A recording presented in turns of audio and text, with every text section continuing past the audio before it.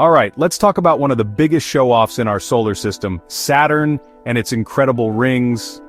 You've seen the pictures, those bright, dazzling circles making Saturn look like the jewelry of the cosmos.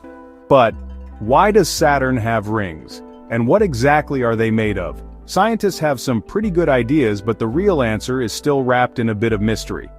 Let's start with what we actually know. Saturn's rings aren't a single solid sheet, like a hula hoop or a CD. Far from it. They're actually made up of billions of tiny pieces, think icy snowballs, rocks and dust, all whirling around Saturn at crazy speeds. Some pieces are so small you couldn't even see them, while others are literally the size of a bus. And get this, those rings are enormous. We're talking about 400,000 kilometers wide. If you laid them flat, they'd stretch from Earth all the way to the moon. But here's the twist, they're shockingly thin.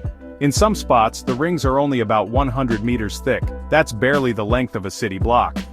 Now Saturn doesn't just have one ring.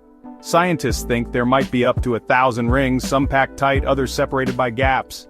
Those gaps, they're actually caused by tiny moons called shepherd moons that use their gravity to carve out little lanes in the rings So, where did all this icy debris come from? Here's where things get really interesting. One leading theory says, long ago, Saturn had a moon that wandered a little too close. Saturn's gravity started pulling it apart, stripping away its icy outer layers and tossing them into orbit. After thousands of years, what was left of the moon crashed into Saturn, but its icy remains stayed, circling the planet as the rings we see today.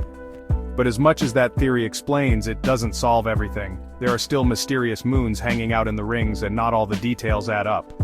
4 spacecraft, Pioneer 11, Voyager 1 and 2, and Cassini, have given us jaw-dropping close-ups.